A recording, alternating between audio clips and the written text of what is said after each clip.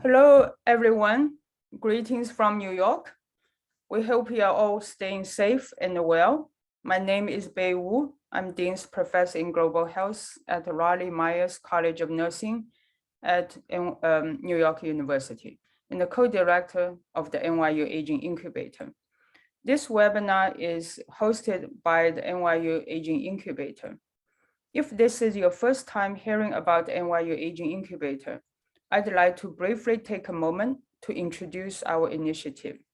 The NYU Aging Incubator was established in early 2017 as a university-wide initiative, bringing together faculty and students from across the university, from all disciplines who are involved in the study of aging and its impact on society.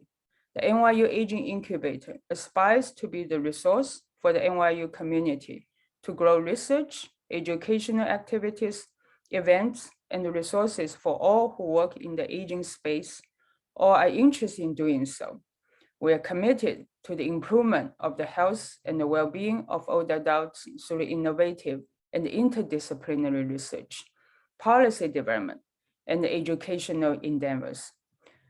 On behalf of the NYU Aging Incubator team, Dr. Chodosh and Dr. Rivas, and our wonderful coordinator of the NYU Aging Incubator, Natasha Nizir, I would like to thank you all for joining our webinar today. I'm pleased to introduce our guest speaker for today's webinar, Dr. Chetna Malhotra, Assistant Professor at the Duke-NUS Medical School.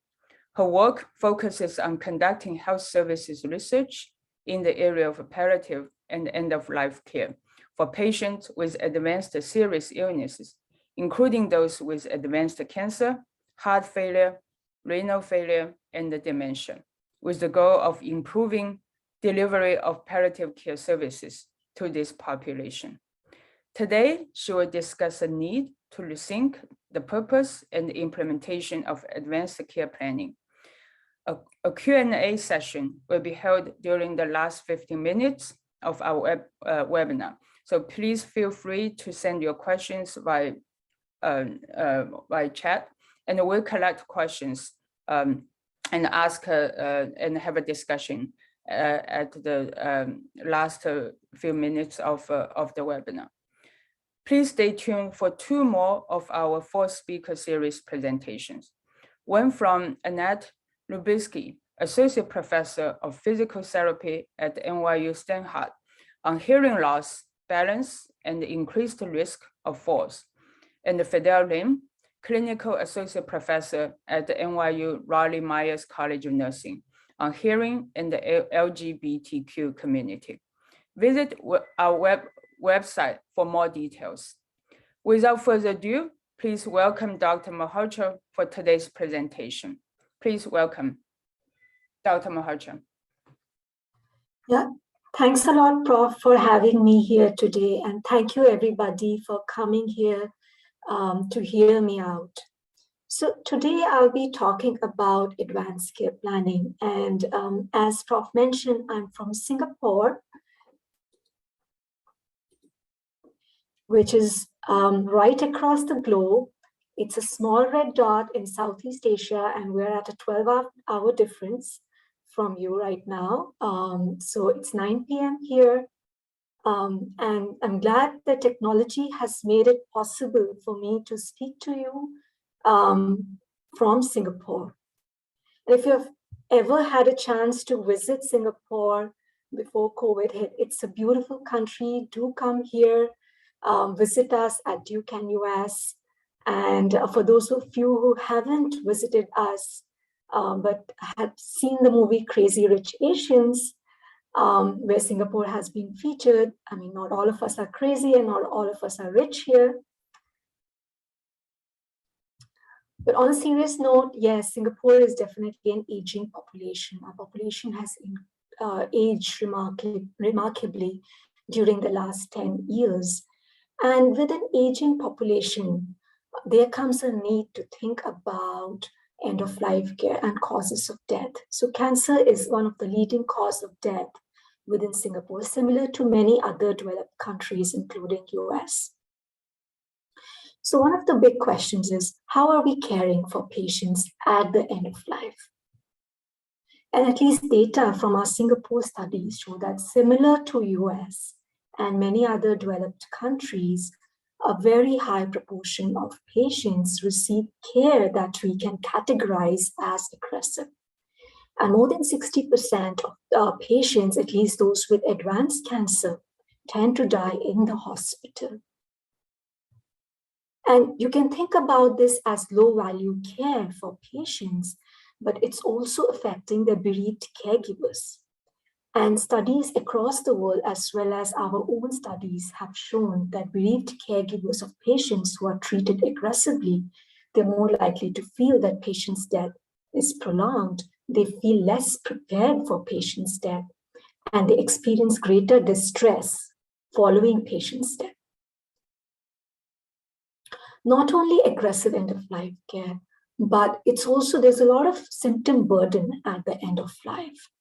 And our own data has shown that despite having a fantastic healthcare system within Singapore, more than 60% of our patients with advanced cancer, they experience some sort of pain during the last 2 months of life. And more than 50% actually experience moderate to severe pain. So the big question that we have is this what patients really want at the end of life? So when I started my career about 10 years ago, I was really fascinated by this topic about what patients really want at the end of life. So I was awarded a new investigator grant award to look at and to understand patient preferences at end of life care. So what is good end of life care from the perspective of people?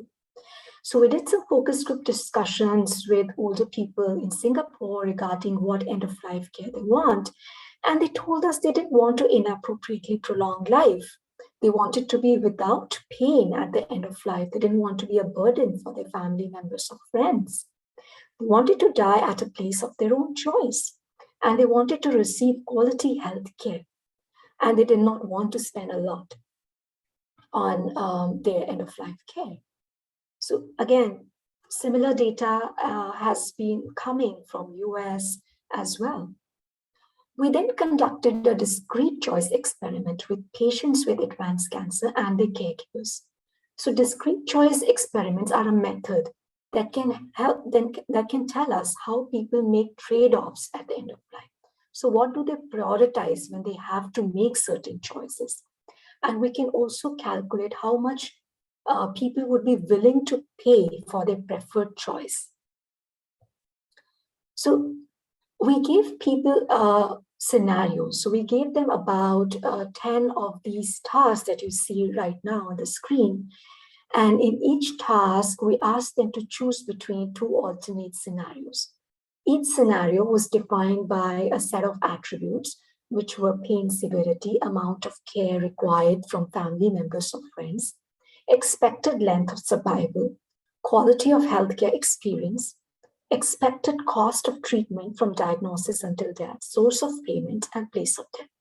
So maybe I'll ask you to spend about 10 seconds and think that if you were a patient, put yourself in the shoes of a patient and think, what scenario would you prefer at the end of life?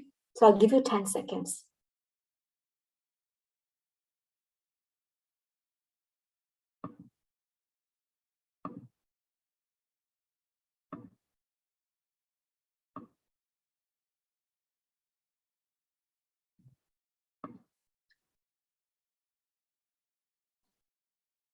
Okay, so I hope you had a chance to choose. There's no option for polling here, so I can't really ask you what you chose, but think about this one now. Sorry. Again, spend 10 seconds here and put yourself in the shoes of a patient and think, which of these 2 scenarios would you prefer?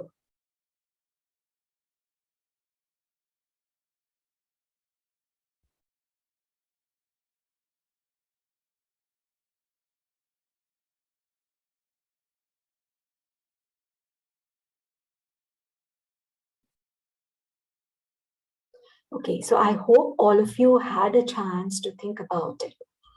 So I'm sure some people would have chosen scenario A in both options, and others may have chosen scenario B in both tasks. Still others would choose scenario A in one and B in the other, and B in the first one and A in the other. So very likely there is going to be a variation in how people think about end of life and what they want at end of life. So we utilize this variation to calculate how much people, patients, and their caregivers would be willing to pay for the end of life care. So we calculated willingness to pay in a sample of about 200 patients with advanced cancer and their caregivers. And we saw that patients were willing to pay about $18,000 to increase their survival from 4 months to 16 months, that is by a period of 1 year, which was way less than what they were willing to pay to reduce their pain from severe pain to no pain, and way less also on what they would be willing to pay to die at home compared to die in an institution. Caregivers, as you can see here, have a very high willingness to pay for all improvements. But even for caregivers, prolonging life for patients was not their top priority. They really wanted patients to be free of pain and to be at home. So, and again, this is not what we were seeing in our data earlier. A lot of patients experience pain at the end of life, and they receive life-prolonging treatments or aggressive care. So the big question I had was, how is it that we can meet patient preferences for care? It seemed that a lot of patients may not be getting what they want. So in this regard, I looked at advanced care planning. Advanced care planning, a lot of you may be familiar with this term already. It's one of the most discussed interventions to promote conversations between patients and healthcare professionals. And it enables the healthcare professionals to understand what patients really value, what are their goals, and what are their preferences regarding medical care. So if the situation comes that the patient is no more able to make decisions for themselves, then the providers can refer to the advanced care planning documents and provide care consistent with what patients want. So there have been several studies, and one of the chief goals of advanced care planning that has been discussed is to provide care consistent with what patients want, or goal concordant care. And in Singapore, we follow the respecting choices model that originated from US. So it has the potential, but the question for us was, is it effective in providing patients with goal concordant care? And at least when we started this study, we didn't have any data within the Asian context, specifically in Singapore, about whether this model would work for us or not. So we started by conducting a 2-arm randomized controlled trial to assess the effectiveness of advanced care planning in patients with heart failure. So our primary aim was whether ACP can facilitate end-of-life care consistent with preferences. We also looked at other outcomes that included whether or not ACP enables patients to discuss their preferences with surrogates, whether ACP reduces decisional conflict, whether ACP improves patients' understanding of their illness, which in this case we measured by asking patients if they understand that their current treatments can no longer cure their illness. We also looked at patients' anxiety, depression, and quality of life. So we enrolled in patients with a diagnosis of NYHA class 3 and 4 from 2 centers across Singapore. And we followed up these patients by surveying them every 4 months for a period of 2 years. So this study went on between 2015 and 2016. We randomized 282 patients in a 1:2 ratio to the ACP arm and to the control arm, and we followed them up through surveys every 4 months for a period of 2 years. Sadly, 97 patients passed away during the course of the study. So we looked at the data from our deceased, the patients who had passed away during the study period, and compared whether between the two arms, whether patients received end-of-life treatments as they wanted, the place of death, and CPR. So we classified end-of-life treatments as comfort care, limited additional treatments, and aggressive treatments. Surprisingly, we didn't find any difference in the proportion of patients who had their end-of-life treatments wishes followed in the two arms, nor in the case of proportion of patients who were able to die at a place of their choice. We did see a slightly some higher percentage of patients in the ACP arm having the CPR wishes followed compared to in the control arm. In terms of patient surrogate discussion of preferences, we did see that in the 4 months following the intervention, patients and surrogates were more likely to discuss their preferences. And within the 4 months following that intervention, patients in the ACP arm had a lower decisional conflict. So there were some short-term benefits that were not sustained over the period of 2 years. As discussed, we asked patients if they understood that their current treatments could cure the illness or not. And we compared whether patients in our ACP arm were more likely to understand correctly the illness compared to control arm. We did not find any difference between the two arms, nor did we see any difference in terms of anxiety, depression, or overall quality of life between the two arms. So in the end, we didn't have any conclusive evidence that our model of advanced care planning, at least as we were implementing it, and this is the National Advanced Care Planning Program in Singapore, and at least for patients with heart failure, that it doesn't improve the likelihood of them receiving goal concordant care or care consistent with preferences. But it did seem to have some short-term benefits in improving patients' decision-making by encouraging patients to discuss their preferences with their surrogates and by reducing their decision conflict in the short term. It did not seem to have any influence on patients' anxiety, depression, quality of life, or understanding of illness. So we were very surprised by this actually, because the results were contrary to our hypothesis. And we were curious to know whether similar results have been found in other settings across the world.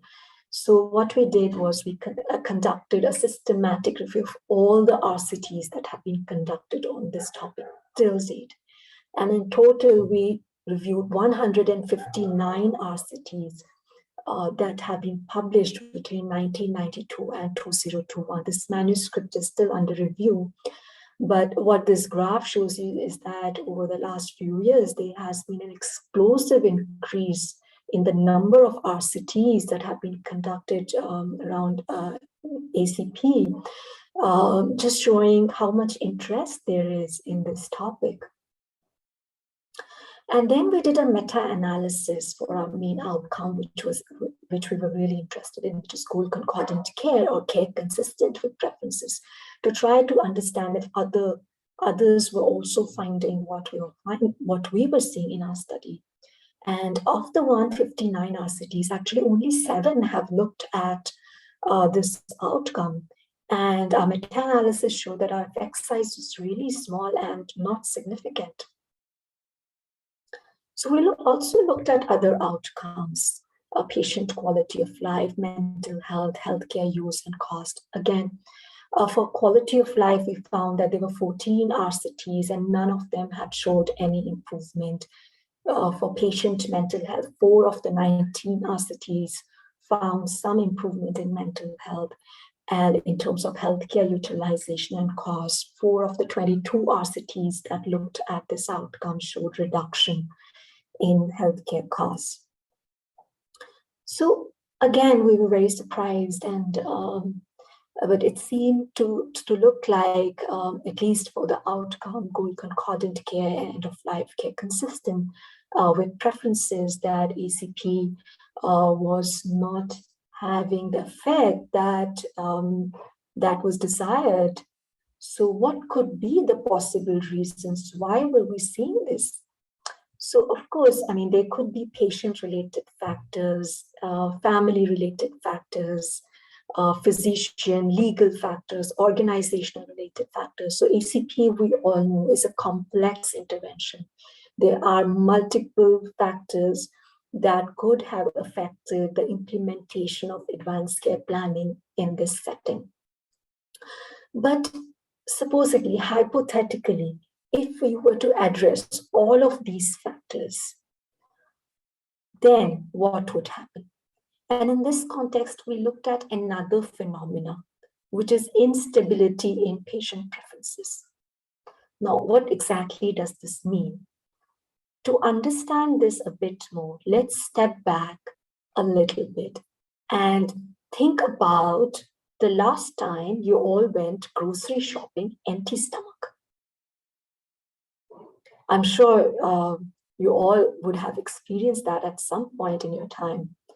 And at least when I find myself doing that, I tend to buy a lot more stuff than I would need for the coming week. So what's happening here? And it seems that we are making decisions that satisfy our preferences that exist in the present, but not in the future. So I'm supposed to be buying food for the coming week, but I'm buying more food if I'm hungry, and I'm buying less food if I'm not hungry, if I'm going with a full stomach. So we're trying to we're not thinking about the future, but we're making decisions to satisfy our preferences in the present. And this is what we call projection bias. And it's a problem when there's a mismatch between how we are feeling right now and how we will feel in the future. And there have been several studies conducted on projection bias. It's not a new concept. In 1980s, there was a big study around women's decisions during childbirth for analgesia. And when the investigators interviewed women 1 month before labor or during early labor, most of the women they interviewed expressed a preference to avoid analgesia. And when these same women were interviewed again during labor, these women changed their preference. And because they were experiencing a lot of pain at that time, so these women changed their preference to wanting analgesia. But what was even more interesting was that 1 month after labor, a lot of these women again expressed a preference to avoid analgesia. And this was true for women who were experiencing childbirth for the first time, as well as those who had prior experience of childbirth. So it didn't seem that it was the experience of childbirth per se that affected women's decisions, but most women were not able to appreciate what they would want when they are likely to experience pain. So when these women are free of pain, they are unable to appreciate how being in pain would change their preference. There have also been studies among hospice patients during their last days of life. So investigators looked at patients' will to live and found that patients' will to live really fluctuated with their level of pain and distress. So will to live went down when patients were experiencing pain and discomfort, and the will to live went up when patients were free of pain or discomfort. So it seemed again that patients' will to live was dependent on the immediate feelings of pain or discomfort, and it was not a reflection of or their long-term assessment of their medical condition or happiness. So really, for healthcare providers, it seemed that they cannot be making some drastic decisions based on a momentary assessment of will to live. So we decided to assess stability in patient preference for end-of-life care among patients with advanced heart failure. So I used the data from the same RCT that I showed you earlier and categorized patients' preference for end-of-life care as being aggressive or non-aggressive. So non-aggressive included the limited additional treatments and comfort care.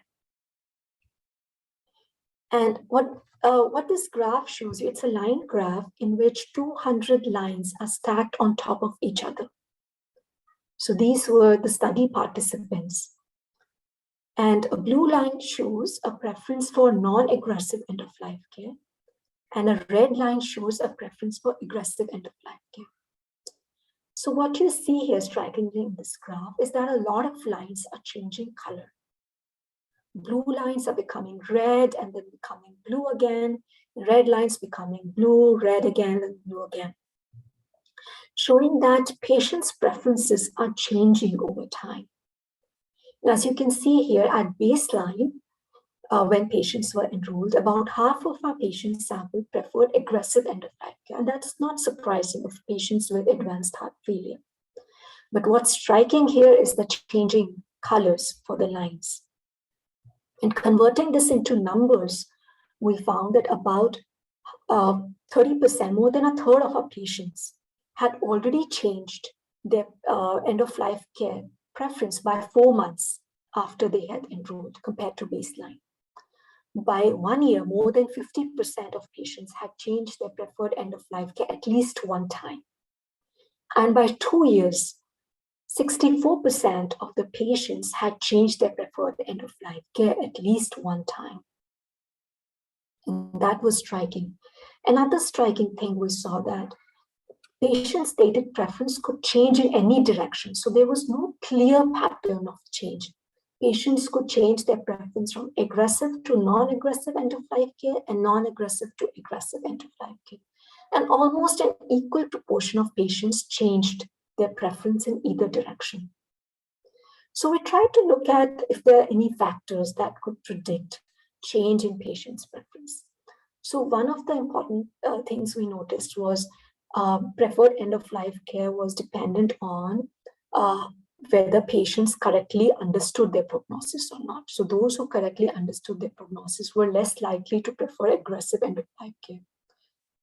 But they were also less likely to change their preference from non-aggressive to aggressive end-of-life care. And we didn't see any association between receiving ACP and change in preferred end-of-life care. So then we decided to look at preferred place of death. Place of death is a very important indicator within the context of palliative and end-of-life care. So we examined patients' preferred place of death, whether it was a home, institution, or if patients had an unclear preference. And we categorized it as changing to preference for home death, changing to preference for institutional death, changing to an unclear preference. Again, like the graph that you saw earlier, this is again the 200 patients, 200 lines stacked on top of each other. Each line represents preference for a single patient. Blue line indicates preference for home death. Red line indicates a preference for institutional death, and green line indicates no preference or an unclear preference. Similar to what you saw earlier, you see a lot of lines changing colors, green becoming blue, red, red becoming blue, green, and same for preference for home death. So even patients' preferred place of death seems to change over time. Again, we looked at whether there are any factors that could predict patients' change in preference for place of death. Similar to what we saw earlier, patients' correct prognostic understanding reduce the risk of changing their preferred place of death to home. So patients who, basically meaning that if patients correctly understood that their treatments could no longer cure them, they wanted to be at the institution. So those patients' quality of life determined whether or not they changed their preference. So those who had a higher quality of life, they had lower risk of changing their preferred place of death to an institution. Those who had low quality of life, they were more likely to change their preferred place of death to an institution. So we thought, we wondered whether this was a phenomena that was very peculiar to patients with advanced heart failure only. We know that patients with heart failure experience a very unstable trajectory of quality of life. They are in and out of the hospital frequently. So we wanted to see if this phenomena is experienced by other groups of patients with serious illnesses. So we have a big cohort study that we are undertaking at our center, and it's recruited 600 patients with stage 4 cancer. It's called COMPASS. And in this study, we recruited patients with solid cancer, stage 4, and we surveyed them every 3 months till patient's death. So the study has been going on for the last 6 years now. So at the time that we analyzed this data, we had 466 patients who had answered the survey at least 2 time points. So we looked at their preferred place of death. 64% majority wanted to be at home. They preferred home death. So we assessed their change in preferred place of death. So this question was asked to patients every 6 months. And again, we saw here that more than 40% of our patients had changed their preferred place of death at least 1 time by 12 months. And by 24 months, more than 50% of patients with advanced cancer had changed their preferred place of death.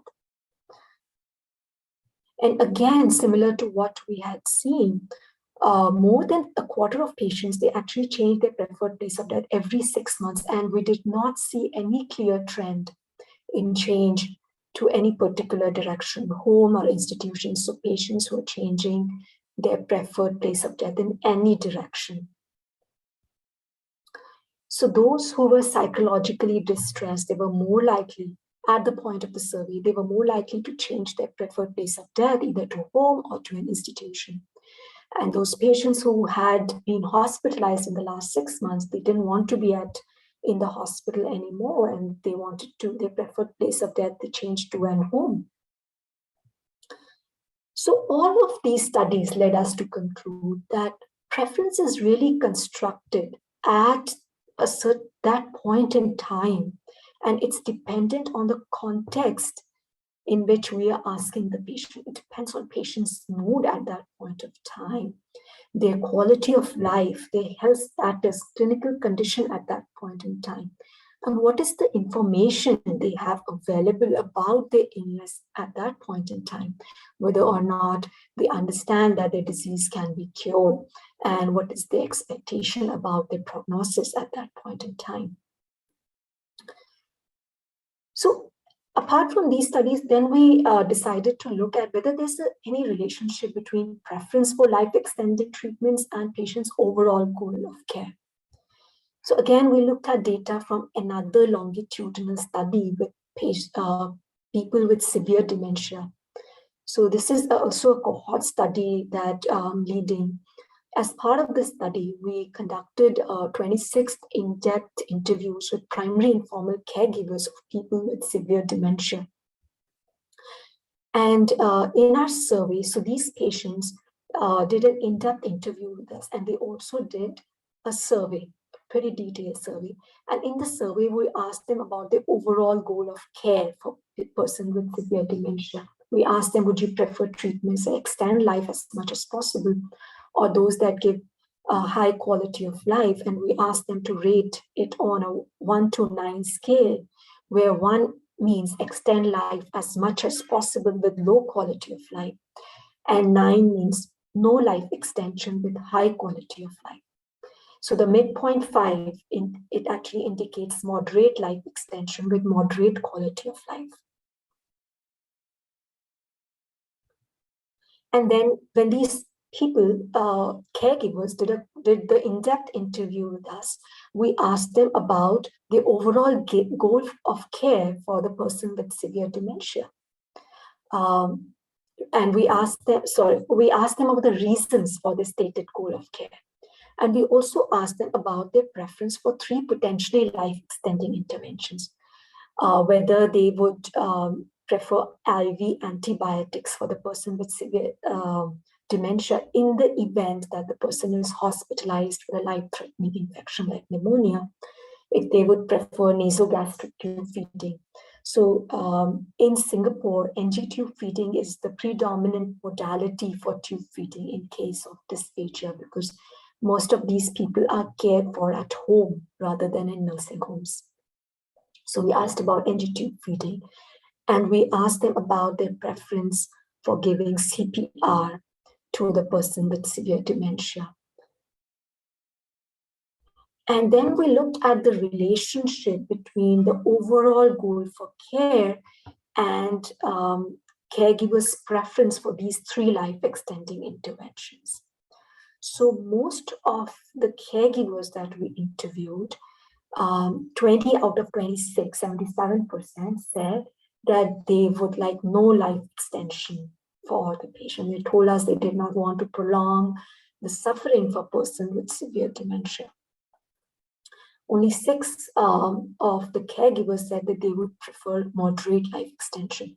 None wanted full life extension at the cost of quality of life. So then, among these 20 people, what's interesting is that when we looked at their preference for potentially life-extending intervention, 80% of them said that I would give or I would have the person with severe dementia receive IV antibiotics in case they are hospitalized with a life-threatening infection like pneumonia. 60% said that if the person with severe dementia experiences dysphagia, they would give tube feeding, and 45% said that they would opt for CPR for the person with severe dementia, and that is despite having an overall goal of no life extension for their loved ones. So we tried to look at what were the reasons for this discordance between the overall goal for care and individual preferences for life-extending interventions. And these caregivers told us that they did not want to regret making a wrong decision. So they would give everything that they can, because not giving a certain intervention could make them regret about their decision. Another thing we realized was when they thought about the overall goal for care, it was something that was for long term, whereas their preference for life-extending interventions seemed more short term. So for instance, as you see here, these quotes, what they show, so this is a daughter who's making a decision for her mother. She told us that I don't want my mother to be in pain, I don't want her to suffer. If the price is pain, suffering, no quality of life, then no, I wouldn't stretch it. But when asked about IV antibiotics, she said, yeah, if the push comes to shove and my mother needs medical attention, yes, I would give it. If it's a condition that can be treated, it needs to be treated. So caregivers were willing to forego their overall goals in favor of immediate demands, it seemed. And they also anticipated some disagreement with other family members. So as you see here, one of the daughters we interviewed, she anticipated that her brother would not agree with her. So even though she didn't want any life extension for her mother, she would still try everything possible, anticipating family conflicts. So again, what all of these studies were telling us that preferences are not only unstable with time, they are also not always consistent with prior values and goals. And these studies, they do provide indications that patients may not hold well-formulated, strongly held views on what forms of end-of-life care people really want at the end of life. So what does this mean for advanced care planning? It means that patient preferences are changing over time and as their clinical condition changes. And if we are not updating the ACP records, if we are not updating their preferences, there's a very high likelihood that the healthcare providers, when they encounter those ACP documents, the preferences recorded on those ACP documents, they are not going to be valid at the point of end-of-life decision making. But then the bigger question is, if patients' preferences are changing all the time, and if preferences don't always agree with overall goals of care, is it even possible to know what a patient would have wanted, right? And how, if we don't know what a patient would have wanted, then how do we give patients care that is consistent with their goals or preferences? And if goal concordant care is not possible because patients' goals and their preferences are changing, then what really is the purpose of advanced care planning? And there have been several articles that have been coming up recently in relation to this. A very recent article by Dr. Morrison, recently published in JAMA, talking about what's wrong with advanced care planning. And a very nice article by Dr. Sudori on redefining the planning in advanced care planning. So do we consider advanced care planning as a method of advanced care preparation rather than planning if patients' preferences are changing all the time? So definitely we need to rethink the purpose and implementation of advanced care planning. But I think the main message that I want to give here is that for healthcare providers, really, at the point that you're making decisions, really can't assume that what's written in ACP document is what patients will want when the time comes, unless a patient has consistently expressed the same preference. And ACP should really be a continuous process of preparation rather than a one-time thing. Thank you.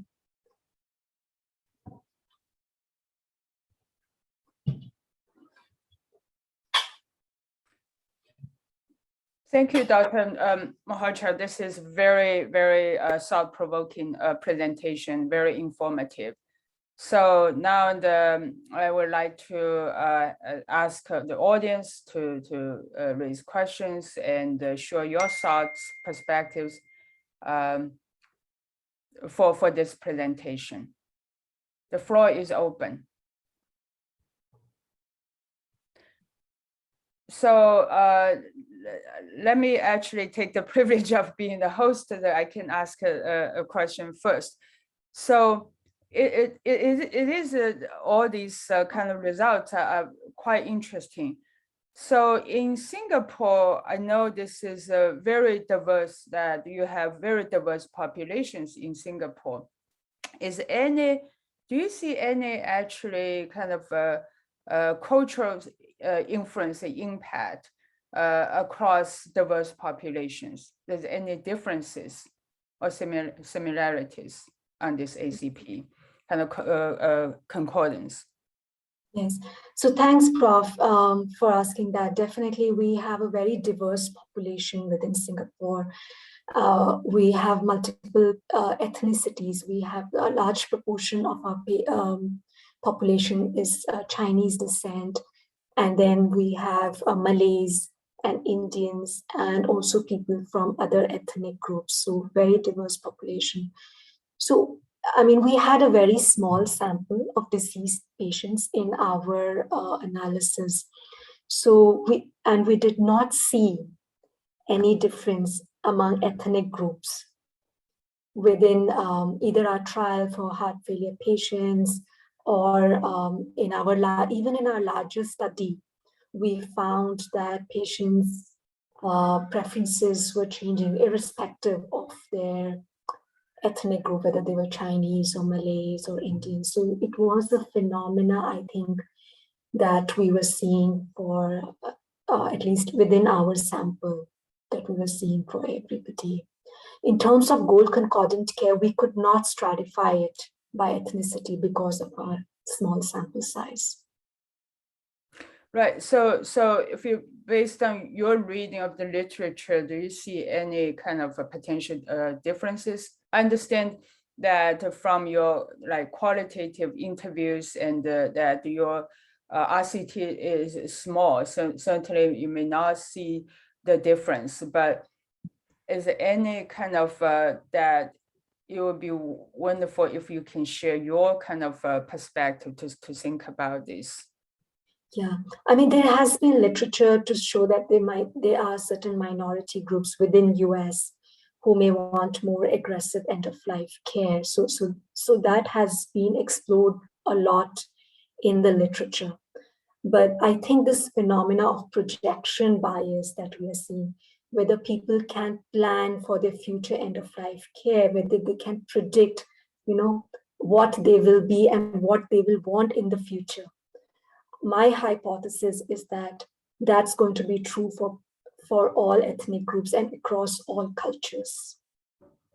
Yeah, that's great. Just actually one kind of thought when I look at the results from your slide in terms of tube feeding. It is quite interesting when for people say that for caregivers that want to kind of moderately prolong life, it's 100% tube feeding versus those say, I don't have any desire for kind of extend the life, it's 60% tube feeding. We know tube feeding that we're trying to avoid. So it seems like it's an interesting kind of way to link kind of people's expectations, think about how to prolong life without like try the best, whatever the cost it takes to prolong life versus those think about quality of life, think about many other factors to do this. So I find this actually is quite interesting. And for us, for the interventions, how we actually decrease that tube feeding, this is certainly can be linked to people's overall kind of attitudes towards prolong life or not. So so what do you think from? Yeah, definitely. I mean, tube feeding is a big issue here in Singapore. So, I mean, our sample was all community dwelling with severe dementia. So this is all patients past 7 and above. So really very sick, a lot of eating problems within our sample. And it's big. I mean, it is being recommended throughout. It's almost like everybody would receive tube feeding at some point in time. So it's a big thing here. And I mean, definitely there is a lot of scope for interventions to promote decision-making around tube feeding and shared decision-making, and for people to understand the pros and cons around tube feeding. So there's scope for a lot of work to be done in this area. Yes, I see now people are, that questions are coming in here. So one question is from the audience said, so what is the real value of ACP in this case? And does it encourage well-being in patients for their families? So this is one question. So I think that's a great question. And that's what a lot of people in the field are struggling with. What is the value of advanced care planning? If we are not able to achieve goal concordant care through advanced care planning, then what is the purpose of advanced care planning at all? And it's a big question. And I think the way to think about it is rather than just scrapping it away, because a lot of healthcare providers do see value in it. Patients and families do like to discuss with their providers on what they want. And it's a form of preparation, I think, for them to understand what does their clinical condition mean for them. What is the prognosis to help? Maybe they need to wrap up things at the end of life, make a will, and do other things with their family. So for them to achieve that closure and to do all of that, they first need to understand about their clinical condition, their prognosis, and advanced care planning provides an avenue for them to discuss all of these with their providers. So at that end, I feel that advanced care planning has value. In terms of documentation, I see less value there in terms of, so maybe there's a small subgroup of patients who consistently express the same preference over and over again, and they really want for them to come and document their preference. That makes sense for them because they strongly feel about it. But it seems that for the vast majority of patients, it would just be a form of end-of-life preparation, and documentation would make less sense for them. We did not find any evidence that advanced care planning improves well-being in terms of quality of life or mental health for patients. Maybe these are not the right constructs to measure, I don't know. Okay, I mean, that's something we still need to look at.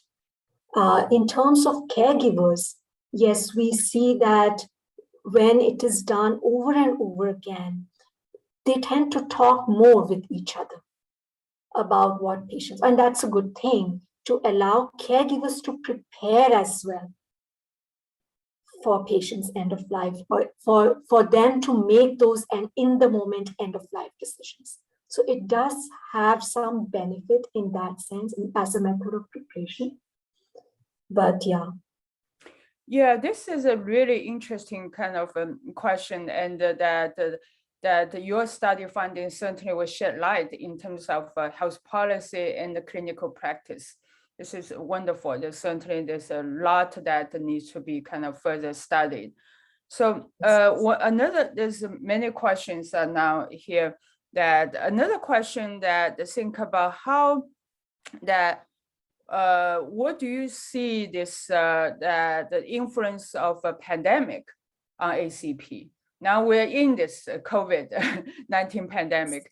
So in your kind of opinion, that certainly that you may not have the empirical studies to present, but just in your opinion, what do you think about pandemic's influence on ACP? Yeah, so interesting that often, because when pandemic hit, often advanced care planning was the last thing that was on the mind of people. You know, the priority was on, getting new treatments for understandably, and a lot of clinical research was going around. So this was perhaps a topic that was pushed back. And even within clinical practice, the priority was on the patient, providing care to sick patients, and nobody had the time to have these conversations with patients. But over time, again, it's being discussed over and again. But this is something that is very relevant for patients and their families. So very recently, actually, there was an incident in Singapore, because we are now experiencing a COVID wave. We were on zero COVID for 1 year. So, but now cases are increasing in Singapore. So we recently had a case where there was a patient who was terminally ill, okay, with a very serious illness. And the patient also was diagnosed positive for COVID. And, here by protocol, any person who is above a certain age, 80 plus, with comorbidities, the protocol is that that patient has to be hospitalized. Okay, but that patient had a previous experience with hospitalization in relation to the terminal illness and had really expressed a very strong preference, and had told their family, don't take me to the hospital ever again. I don't want to be there when I die. And that was really expressed over and over again. So now we have a government protocol, where the patient needs to be shifted to the hospital, but the patient's preference in the advanced care planning process was that I don't want to be there. So the treating physician had to weigh both these things to be able to provide care that the patient really wanted. And this was a remarkable experience in which, ACP showed value. Yeah, so we have other questions. That one is, are advanced directory living wills are commonly used document in Singapore? And how does this projection bias factor that factor into those advanced directives? Yeah. So we have, in Singapore, advanced care planning is not a legal document. An advanced directive is. So an advanced care planning process may or may not result in an advanced directive. So usually it results in an advanced care planning document. Physician is the final decision maker legally, who would make those end of life decisions in patient's best interest, based on their judgment of patient's best interest. Of course, they consult the family, and if there's an ACP document, they take that into account as well. Advanced directives are legal, but the uptake of advanced directives in Singapore has been very low. So they never became very popular, actually. And they are legally binding. So another question is that it seems that ACP is not accurate or consistent in capturing patients' preference. So in your opinion, what is the direction that researchers could look into for better capturing patients' preferences for end-of-life care? Yeah, if patients' preferences are changing all the time, most of the times when we implement advanced care planning, whether in randomized controlled trials or in clinical practice, it's mostly done as a one-time thing. There are lots of reasons for that. It's a very long process. During consultations, there's not enough time, and it usually happens like one time and rarely repeated. So the message from our study is that as patients' preferences are really changing over time. So number one, we need to have these repeated conversations. So we need to make these conversations really simple and easy to do, such that they can be repeated or as the patient's clinical condition changes. B, we need to move the focus away from documenting patients' preferences. Because even if we have been documenting it all along, it's very likely that patient's preference would change again, and we may not have captured patient's latest preference. So they gave us some indication, but definitely we cannot think that this is exactly what the patient would have wanted. So what we are doing through advanced care planning is preparing the patients and families to make those in-the-moment end-of-life decisions, so that they're prepared and it's not a surprise for anybody. That's wonderful. Last question, that what is the level of acceptance of ACP in Singapore? What are the key enabling and inhibiting factors for ACP? Yeah, so I recently just completed a national evaluation of the advanced care planning program within Singapore, in which we interviewed healthcare professionals from basically all of the institutions across Singapore. So one of the key barriers is really, apart from, of course, the low awareness among people and lack of readiness to engage in ACP among general public, one of the key barriers that we observed was that these ACP conversations, they tend to be very tedious and time-consuming for healthcare providers. So it takes several sessions to complete an ACP conversation, and to document is again very time-consuming. So that was consistently rated as the topmost barrier to doing advanced care planning. Of course, we are our funding policies are such that we are more focused on the evaluating the number of completed ACP documents than on the quality such. So that's also one of the very major challenges that we are facing. The extent to which our organizational leaders are supportive, that determines the success of ACP within each organization. The leaders are supportive.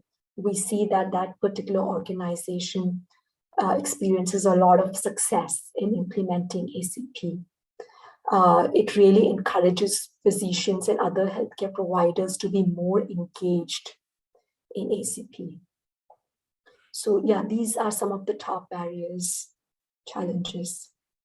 Thank you so much. Our time is up and we're not able to answer all the questions.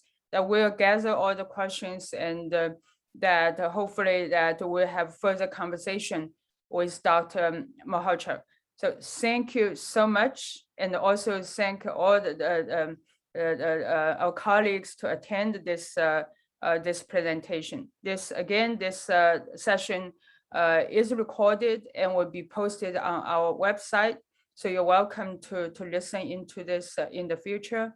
I would also like to thank our NYU Aging Incubator coordinator, Natasha Nazir, for managing and organizing this webinar. Thank you so much. Thank you. Have a great day. Thank you. Okay. Thank you. Bye-bye. Bye.